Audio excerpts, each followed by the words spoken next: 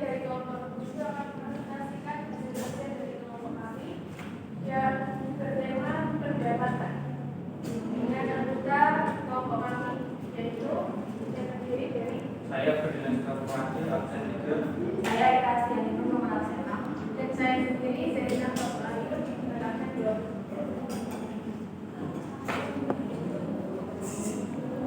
Sub yang akan dibahas oleh kelompok kami yaitu 1. Definisi pendapatan, 2. Pengukuran dan pengakuan pendapatan, yang ketiga pendapatan dan jualan.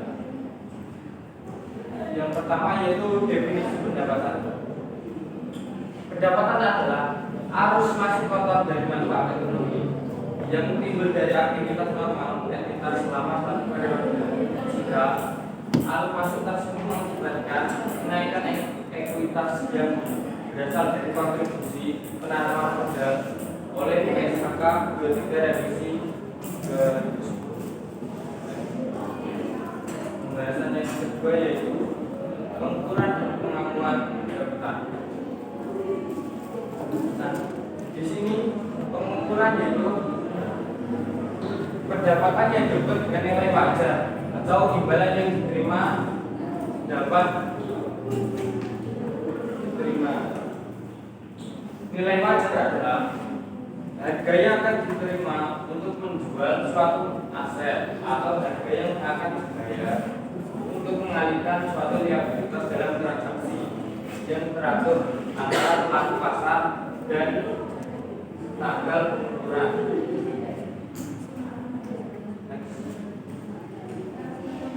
Nah, di sini saya akan menjelaskan contoh penjualan dengan diskon.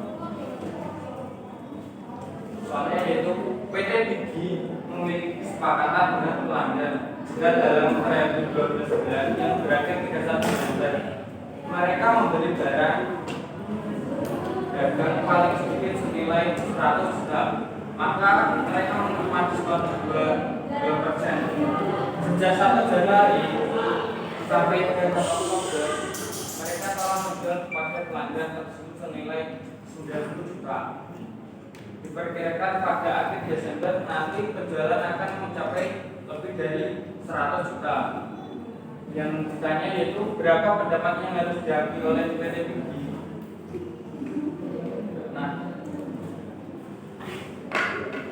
PT Gigi harus mengakui pendapatan setelah diskon 2% dari 90 sehingga mendapatkan diakui sebesar 88. Sebenarnya yaitu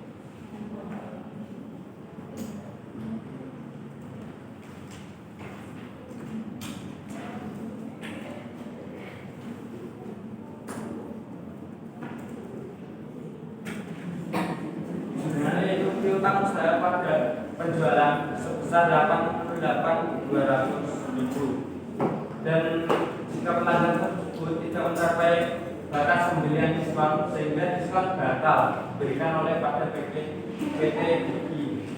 Mencatat yaitu kan tadi 90 juta itu beroleh dari nilai ini, terus pendapatannya itu sebesar 88.200.000 dan tidak diambil itu 1.800.000 itu diambil dari diperoleh dari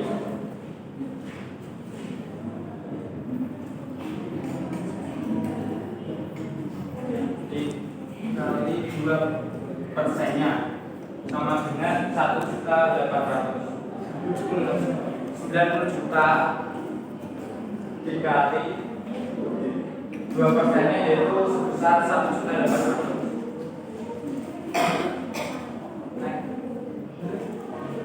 Nah, contoh kedua yaitu contoh penjualan dengan pembayaran berbeda. Radin menjual barang dengan biaya 10 juta pada PT Starter seharga 14 juta dengan memberikan periode kredit selama 6 bulan. Untuk penjualan yang dilakukan secara tunai untuk jenis barang yang sama pada Radin menggunakan harga tunai sebesar 12 juta. Bagaimana PT Radin mengukur nilai pendapatan? PT Radin secara efektif telah memberikan fasilitas pembiayaan kepada PT Starter selama 6 bulan. Periode pembayaran diketahui dalam harga normal atau harga tunai sebesar 12 juta. Dan kemudian yang diakui adalah sebesar nilai bersyukur dari 14 juta ke harga tunai yaitu sebesar 12 juta. Selisih antara nominalnya kan kita tadi piutangnya 14 juta, terus penjualan 12 juta, yaitu selisihnya 14 ke 12 yaitu 2 juta ini. Terus setiap akhir bulan kan tadi 6 bulannya ini beroleh dari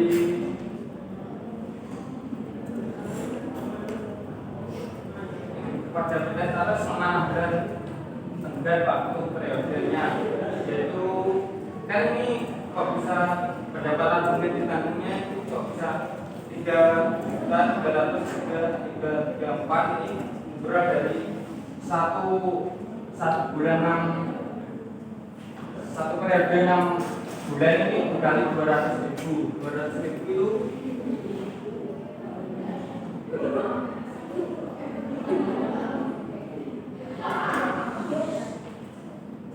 mencari satu bulannya yaitu menghasilkan kita 333,334. Nah, ini adalah contoh penjualan dengan pembayaran digital. PT juga menjual peralatan dengan cara pembayaran digital. Pelanggan diberikan kesempatan untuk mencicil sebanyak 14 kali, masing-masing sebesar 1 juta jika barang-barang diserahkan kepada pelanggan pada saat penjualan awal dan saat yang sama dengan pembayaran cicilan pertama. Maka pendapat yang diakui adalah sebesar berikut. Asumsi tingkat diskoto 10%. Jumlahnya yaitu piutang debit 8.103.356 dan penjualan 8.103.356 dan kasnya itu 1 juta.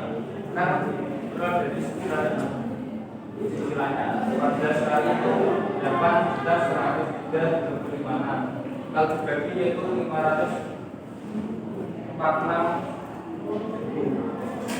dan 14 itu menghasilkan 8.103.356. Ini contoh perhitungan tabel cicilan bunga dengan metode bunga efektif. Bisa dilihat sendiri.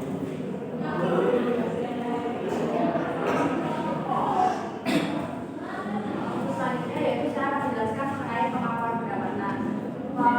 Mengacu pada kerangka dasar penyusunan penyajian laporan keuangan, pendapatan diakui ketika bisa kemungkinan bahwa manfaat ekonomi akan mengalir ke dalam perusahaan dan nilai manfaat tersebut dapat diukur dengan ada. Jadi apa yang membedakan pendapatan dengan penghasilan itu? Nah, pendapatan itu adalah bagian dari penghasilan. Jadi penghasilan itu bisa terdiri dari pendapatan dan juga keuntungan. Yang mana pendapatan itu diperoleh dari aktivitas operasional perusahaan, misalnya dengan kegiatan penjualan jasa, penjualan barang, kemudian pendapatan dari bank dan sebagainya. Kalau keuntungan itu adalah kenaikan manfaat ekonomi. Jadi misalnya kalau kita mendapatkan keuntungan misalnya selisih harga saham, berarti itu sudah bisa diakui sebagai keuntungan dari perusahaan. Next. Ada beberapa jenis pendapatan, yaitu yang pertama ada pendapatan penjualan barang. Yang mana ini pengakuan pendapatannya adalah ketika barang tersebut diserahkan kepada pembeli, yakni ketika barang tersebut sudah diterima oleh pembeli. Yang kedua yaitu pendapatan jasa. Pengakuan pendapatannya itu adalah ketika jasa itu telah diberikan, misalnya jasa dokter. Jadi berarti pengakuan pendapatannya itu pada saat jasa itu diberikan kepada pasien. Untuk yang ketiga yaitu pendapatan yang berasal dari penggunaan aset. Pengakuan pendapatannya dapat diakui ketika aset tersebut telah digunakan dan juga bisa diakui juga pada saat aset tersebut telah melampaui masanya atau sudah digunakan lagi. Untuk selanjutnya yaitu pendapatan yang berasal dari penjualan aset selain persediaan. Yang mana ini contohnya seperti penjualan mesin pabrik, jadi mesin pabrik yang masih layak namun sudah tidak digunakan. Nah, ini keuntungannya bisa dialokasikan ke pendapatan yang berasal dari penjualan aset selain persediaan. Pengakuan pendapatannya sama, yaitu pada saat aset tersebut sudah diterima oleh pembeli. Lanjut. Itu adalah kondisi-kondisi umum di mana yang saya jelaskan adalah kondisi-kondisi umum yang mana pendapatan itu bisa diakui. Namun ada beberapa kondisi yang tidak umum, itu pendapatan itu diakui sebelum atau sesudah penyerahan jasa. Jadi tidak pada saat penyerahan jasa itu diakui, tapi sebelum atau sesudahnya. Misalnya yang pertama, ini pengakuan pendapatan sebelum penyerahan barang dan jasa. Ini contohnya yaitu misalnya ada sebuah gedung yang mana gedung itu sudah siap untuk dijual atau digunakan, namun oleh pembeli itu diklaim bahwa ini saya beli dulu, tapi tidak segera saya gunakan. Maka oleh perusahaan yang menjual gedung tersebut itu sudah bisa diakui sebagai pendapatan. Yang kedua yaitu pengakuan pendapatan pada saat barang atau jasa selesai sebelum diserahkan kepada pembeli. Nah, ini contohnya misalnya kita memesan apa?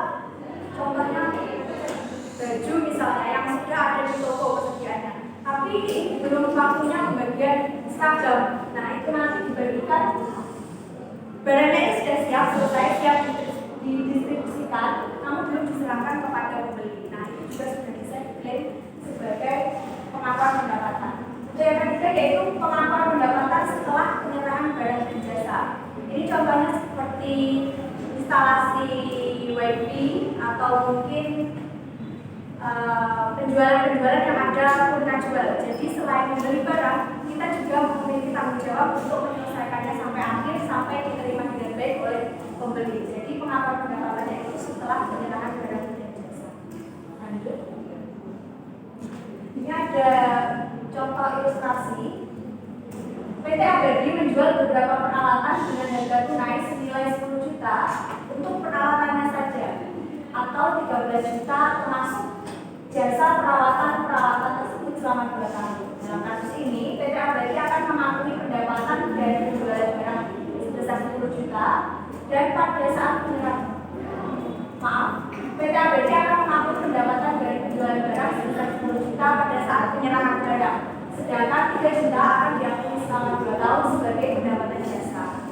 Maka dapat kita lihat jurnal pada saat penjualan awal yaitu kas 13 juta, di kredit penjualan peralatan sebesar 10 juta dan pendapatan jasa ditangguhkan sebesar 3 juta.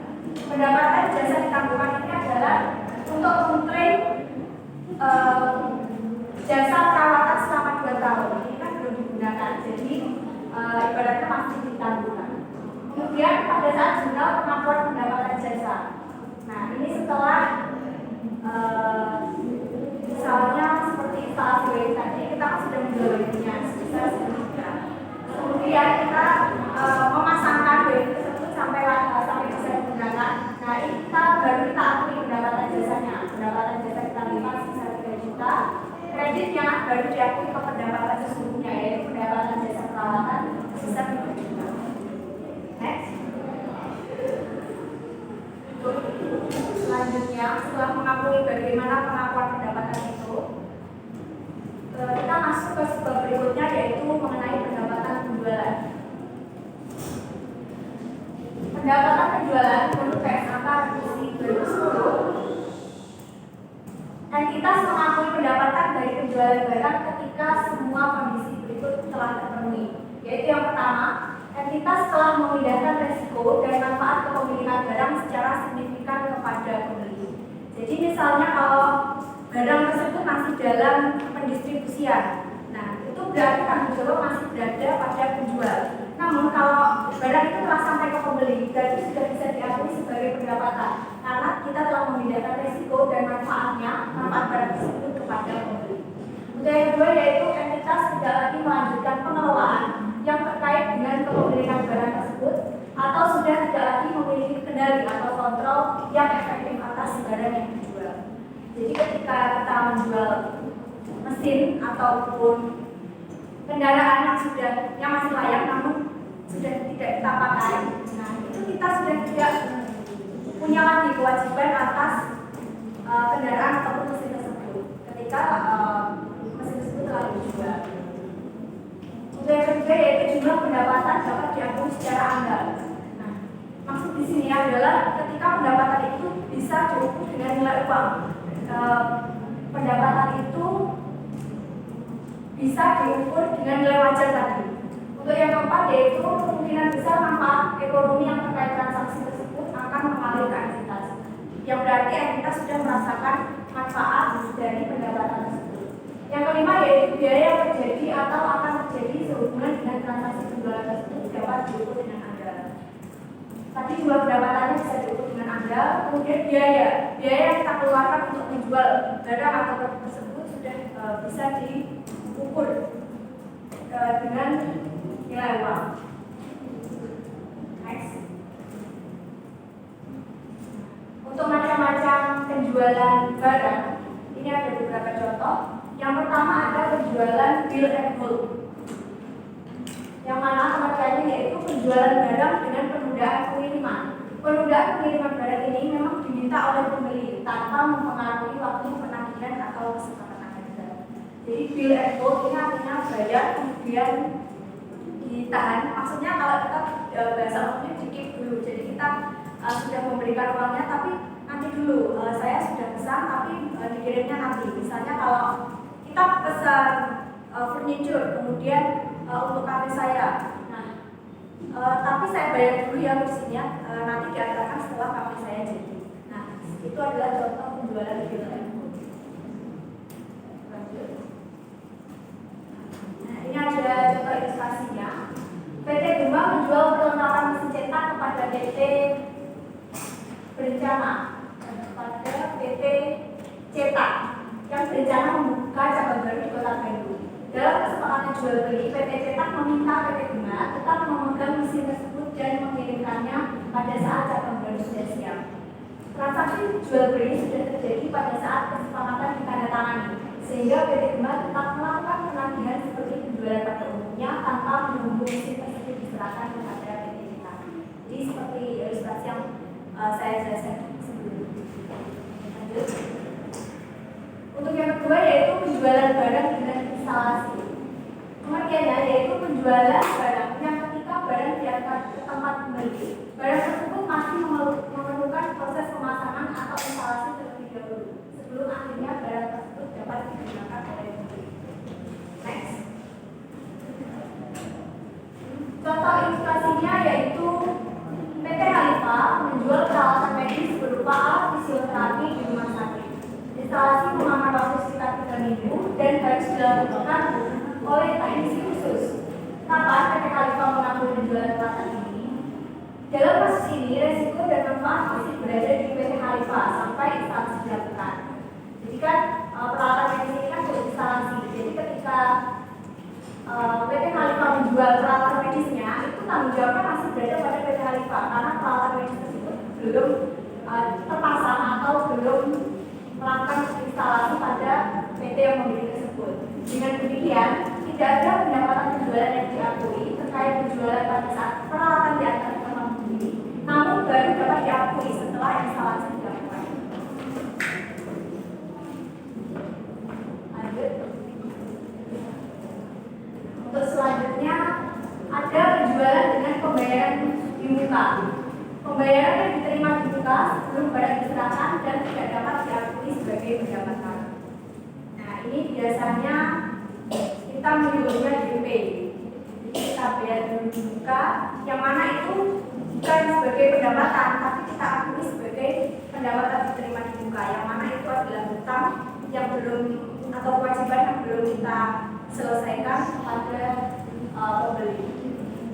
Jadi walaupun namanya pendapatan diterima di muka, namun itu sifatnya masih hutang. Next. Nah, ini contoh ilustrasinya, yaitu sebuah perusahaan mebel memproduksi dan menjual furnitur. Karena pilihan warna dan jenis cat diserahkan kepada konsumen, maka perusahaan itu mensyaratkan konsumen untuk membayar uang muka pada saat pemesanan. Nah, maka jurnalnya dan kita lihat untuk mengakui pendapatan diterima di muka, maka kas GWP sebesar nominal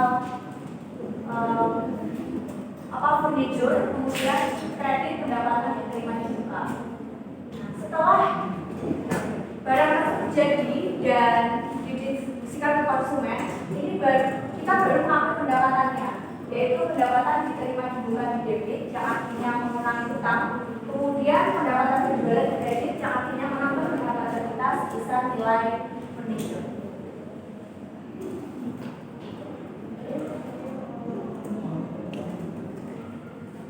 Selanjutnya akan dijelaskan oleh Jerry. Dari prosedur selanjutnya itu ada penjualan retur. Beberapa kontrak penjualan memberi hak kepada konsumennya untuk meretur barang yang telah dibeli dan memperoleh pengembalian uang atau pengurangan tagihan. Jadi hak retur ini bisa bersifat implisit atau eksplisit dan dapat bersifat persyaratan yang berkewajiban. Langsung saja ke contoh ilustrasinya. Pada PT Bumingga dijual peralatan pertanian senilai 4 juta rupiah pada 10 Agustus 2015 dan diasumsikan jumlah retur dapat diestimasi dengan ada. Pada tanggal 30 Agustus 2015 terdapat retur senilai 10.000. Pada tanggal 31 Desember 2015 berdasarkan pengalaman masa lalu, PT Bumingga mengestimasikan jumlah retur diperkirakan sebesar 2% dari penjualan. Nah, bagaimana Bumingga mengakui pendapatannya? Sebenarnya seperti ini. Pada tanggal 10 Agustus 2015 menyatakan piutang pada penjualan sebesar 4 juta rupiah, dan pada tanggal 30 Agustus 2015 retur penjualan pada piutang sebesar 10 juta rupiah. Pada tanggal 31 Desember 2015 menyatakan bahwa retur penjualan pada pengisian retur penjualan sebesar 70 juta. 70 juta ini didapat dari 4 juta dikalikan 2% dikurangkan dengan 10. Lalu prosedur berikutnya ada penjualan dengan perjanjian membeli kembali. Kesepakatan penjualan semacam ini memerlukan analisis apakah risiko dan manfaat yang signifikan telah terhindar dari penjual dan pembeli. Langsung saja ke contoh ilustrasinya. PT Pianika menjual barang dagangannya berupa alat kepada PT Hiburan senilai 80 juta rupiah. Harga pokok penjualan barang tersebut adalah 80 juta rupiah. PT Pianika setuju untuk membeli kembali barang tersebut 2 tahun lagi pada nilai wajarnya. PT Hiburan membayar penuh harga jual tersebut pada saat penyerahan barang dari PT Pianika dan tidak ada pembatasan kepada PT Hiburan dalam menggunakan barang tersebut selama 2 tahun. Dengan demikian, penjualan dapat diakui sebagai berikut. Jurnalnya yaitu kas pada penjualan senilai 30 juta, lalu beban pokok penjualan pada persediaan sebesar 60.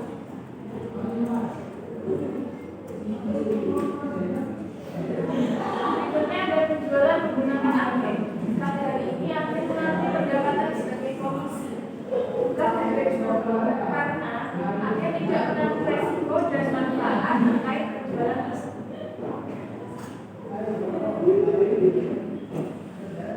Yang terakhir ada penjualan barang konsinyasi. Nah, dalam kesepakatan penjualan konsinyasi, konsumer, produsen atau wholesaler mengirimkan barang kepada konsumen yang bertindak sebagai agen dalam menjual produk yang dimiliki oleh konsumen. Konsumen mengakui pendapatan penjualan, sedangkan agen mengakui komisi penjualannya. Langsung saja ke topik ilustrasinya. PT Indah mengirimkan barang konsinyasi untuk dijual oleh PT Berada senilai 60 juta rupiah. Ongkos kirim barang tersebut untuk sampai ke PT Berada adalah 7 juta rupiah. Sampai akhir periode diketahui bahwa 60% dari barang konsinyasi terjual senilai 50 juta rupiah. Selanjutnya, PT Berada mengirimkan nota pemberitahuan penjualan barang konsinyasi dengan menyerahkan uang kas dari penjualan kepada PT Indah dengan memotong komisi penjualan sebesar 10%. Dan bagaimana ayat terkait transaksi konsinyasi tersebut yang kedua belah pihak? Ayat suratnya seperti ini. PT Indah sebagai konsinyor dan PT Berada sebagai konsinyor. Yang pertama, mengirimkan barang konsinyasi. Jurnalnya adalah persetujuan konsinyasi pada persediaan barang jadi sebesar 60 juta. Sedangkan di PT Berada tidak ada jurnal, hanya memo penerimaan barang konsinyasinya saja. Lalu pembayaran ongkos angkut ke konsumen, persediaan konsinyasi pada kas sebesar 2 juta, sedangkan di PT Berada tidak ada jurnalnya. Untuk penjualan barang konsinyasinya pada PT Indah tidak ada jurnal, dan pada PT Berada kas pada utang kepada konsumen sebesar 50 juta rupiah. Lalu laporan penjualan dan pembayaran angkut konsumennya pada PT Indah kas sebesar 45 juta di debit dan beban komisi di kredit sebesar 5 juta, penjualan di kredit sebesar 50 juta. Sedangkan di PT Berada utang kepada konsumen di debit sebesar 50 juta, lalu pendapatan komisi di kredit sebesar 5 juta dan kas di kredit sebesar 45 juta. Dan terakhir ada jurnal penyesuaian operasional. Beban pokok penjualan di debit sebesar 42 juta pada persediaan konsinyasi 42 juta. 42 juta ini didapat dari 60 juta ditambahkan dengan 3 juta lalu dikali dengan 60 juta. Sedangkan dari Berada tidak ada. Baik, jadi rekan-rekan kelas 2B ada yang mau ditanyakan?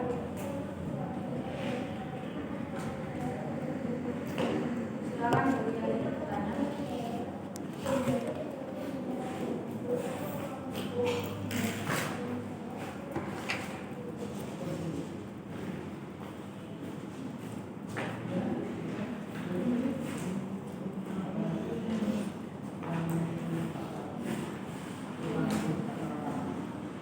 Silakan saudara Rafa.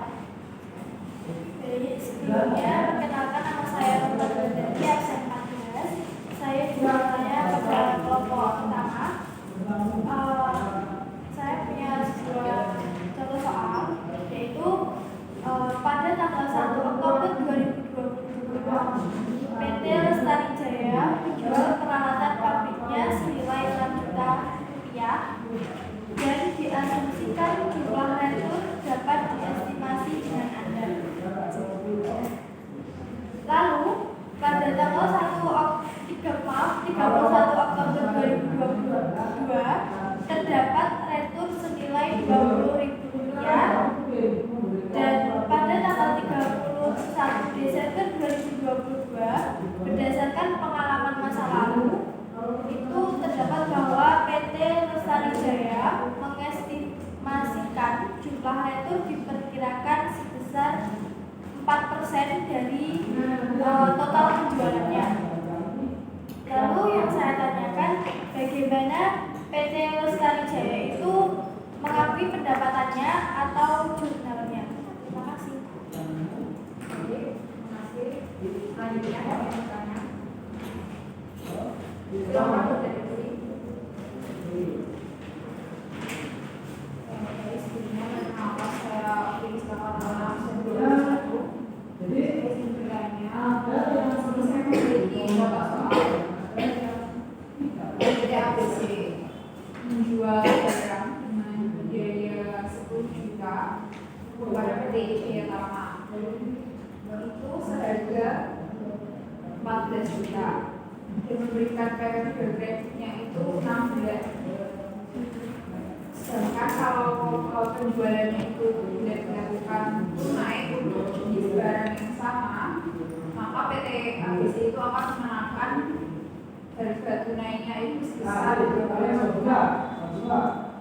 Jadi bagaimana PT ABC mengukur nilai pengetahuan yang diperoleh dari transaksi tersebut. Terima kasih. Siapa yang mungkin ada yang ingin ditanyakan lagi?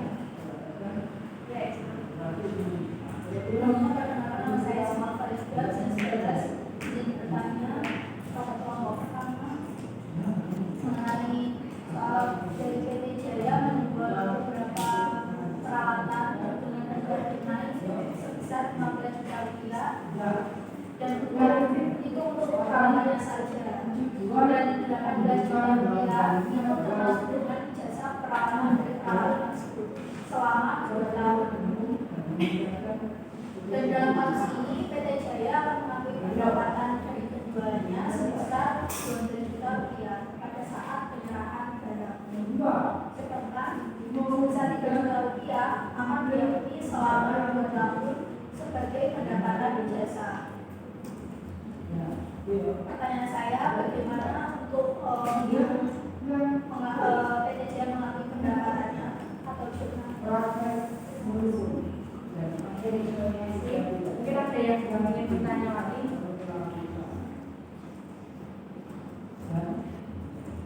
Kami rasa sudah cukup. Izinkan kami mendiskusikan jawaban dari teman-teman. Baik teman-teman, setelah mendiskusikan jawabannya, kami akan menjelaskan jawaban dari pertanyaan teman-teman. Untuk yang pertama, ini saya akan menjawab pertanyaan dari Isma, yaitu soal mengenai PT Jaya. Yaitu diketahui PT Jaya menjual peralatan sebesar 15 juta, kemudian jasa peralatan selama 2 tahun sebesar 3 juta. Nah, untuk yang ditanyakan, bagaimana juga untuk mengetahui pendapatannya? Nah, jawabannya yaitu yang pertama, kita harus mengambil pendapatan penjualan terlebih dahulu, yang mana ini dengan cara kita kasih sebesar 18 juta diperoleh dari pendapatan penjualan yaitu 15 juta dan pendapatan jasa perawatan yaitu sekitar 3 juta.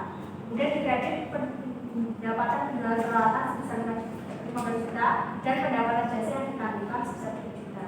Seperti yang materi yang sudah kita bahas tadi, yaitu pendapatan jasa ditanggungan ini mengapa? Karena ini belum dilalui.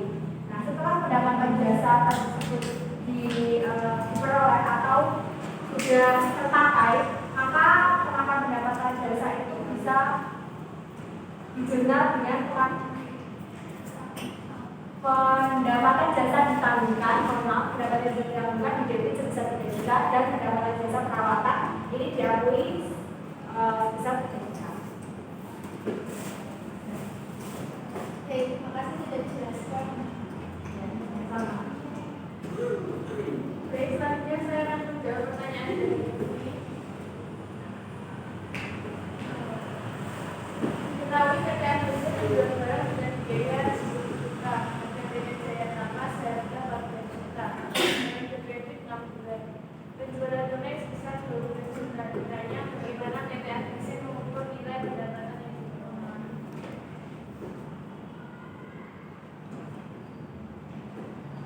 Pendapatan yang diakui sebesar 12 juta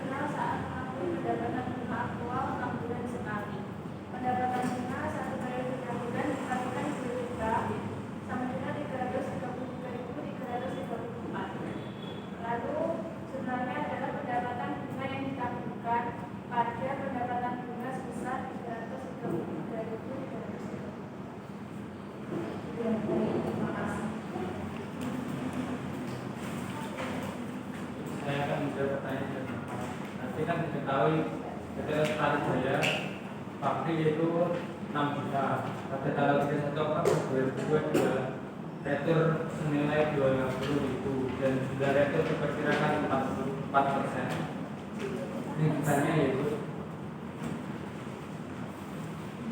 yaitu bagaimana PT Sriwijaya mengambil pendapatan atau keuntungan. Pada tanggal 1 Oktober 2022 itu sebenarnya itu menunjukkan penjualan pada debit yaitu sebesar 6 juta dan penjualan sebesar 6 juta kredit. Dan tanggal 31 Oktober 2022 yaitu rekor penjualan 20.000 itu berat dari rekor senilai ini dan piutangnya 20.000 di kredit.